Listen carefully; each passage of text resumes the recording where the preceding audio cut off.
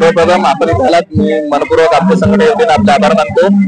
मी आपल्याला इथं सांगू इच्छितो आणि आपल्या माध्यमातून महाराष्ट्रातील तमाम जनतेला सांगू इच्छितो की आमची संघटना ही महाराष्ट्रातील गाव पातळीवर उपकेंद्र ठिकाणी कार्यरत असणाऱ्या समुदाय आरोग्य अधिकारी यांची संघटना आहे। आम्ही ग्रामीण जी जनता आहे त्या पूर्ण जनतेचा आरोग्याची काळजी आम्ही घेत असतो। असं असताना आमच्या कॅडरच्या काही समस्यांच्या आजारात आम्ही अडकलेलो आहे।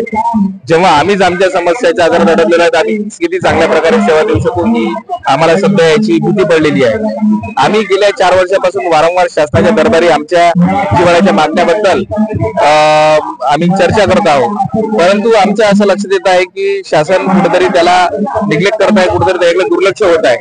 असं असताना रोज नवीन आजार जसे पुढे येतात तसे आमच्या सुद्धा नवीन समस्या तयार होत आहेत।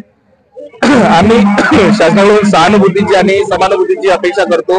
त्यामध्ये आम्हाला जवळपास 6 वर्ष झाले कोविड सारख्या अत्यंत महामारीच्या काळात आम्ही इथं सर्व सीएचओ जे आहे समुदाय अधिकारी हे कामात लागलो। त्या काळात सगळ्यांनी आमच्या कामाचा उल्लेख केला, कोरोना युद्ध म्हणून केला, परंतु त्यानंतर मात्र आमच्या कॅडरकडे दुर्लक्ष होऊन फक्त कार्यक्रमाचा भीडभाड आमच्या मागे लागला।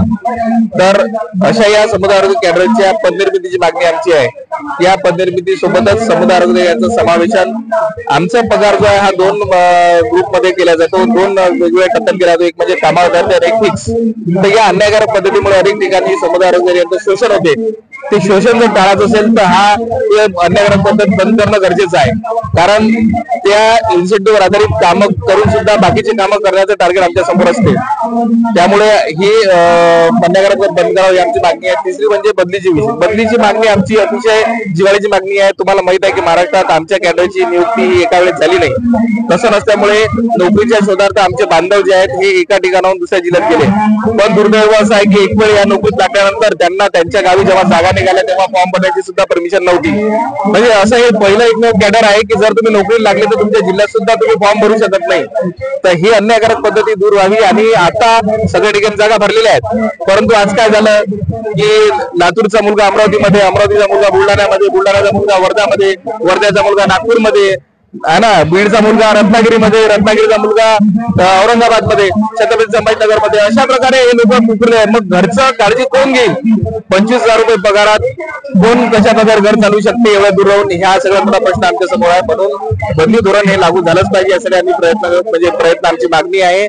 त्या मागणीसाठी आम्ही पाठपुरावा करतो, पण त्याला सुद्धा बरेच दिवस झाले यश आम्हाला येत नाही आहे। शासन त्याकडे जाणून दुर्लक्ष करते काय असा आमचा आरोप आहे।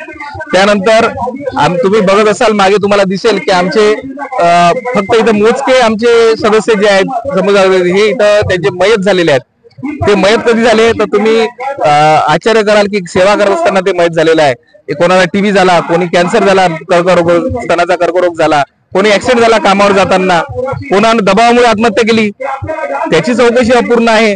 मग इतक्या प्रकारचे ताण असताना आज इतक्या 30-35 वर्षाचे तरुण जे आमचे समुदाय आरोग्य आहेत त्यांचा मृत्यू झाल्यानंतर त्यांचं घर हे वाऱ्यावर पडलेलं आहे।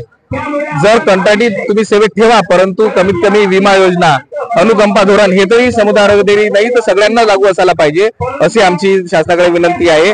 या सगळ्या मागण्यासहित पीएफ नावाचा जो विषय असते, तुम्हाला माहित आहे की तुम्ही आता काही लोक सगळ्या ठिकाणी जातात, प्रायव्हेट कंपनीमध्ये सुद्धा प्रॉव्हिडंट फंडची सोय केलेली आहे ईपीएफची, परंतु शासनामध्ये कार्यरत असून सुद्धा आम्हाला ईपीएफची सोय नाही। 25,000 पगार म्हणून तर खूप जास्त पगार आम्ही देऊ शकत नाही ईपीएफ, अशा प्रकारची अडचण त्यांनी तिथं टाकलेली आहे। आम्ही त्याच्याबद्दल व्यवस्थित फाईल बनवून सगळ्या गोष्टी जाऊन याच्या आधी समस्या झालेली आहे, परंतु त्यावर कोणत्याच प्रकारे सुधारणा नाही। 4 वर्ष झाले या शासनाकडून आम्हाला खूप साऱ्या अपेक्षा होत्या। अत्यंत दलालीचे निर्णय शिंदे सरकार आणि महायुतीच्या काळात झालेले आहेत। त्यामुळे आमची अशी विनंती आहे की शेवटच्या काही काळात आम्हाला यामध्ये त्यांनी काहीतरी लाभ द्यावा।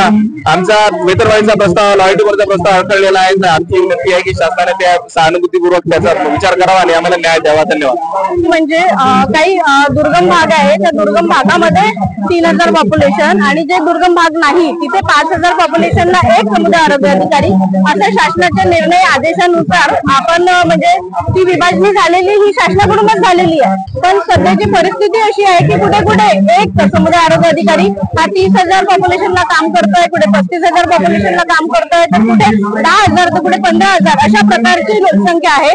त्यामुळे आम्ही ही मागणी घातलेली आहे की जर दुर्गम भाग नसेल तर 5,000 पॉप्युलेशनला एक CHO जसं तुमच्या शासनाचा GR आहे तशाप्रमाणेच तुम्ही ती पदनिर्मिती राबवली पाहिजे आणि त्याच लोकसंख्येनुसार तिथे समुदाय आरोग्य म्हणजे समुदाय आरोग्य अधिकाऱ्याला काम दिलं पाहिजे.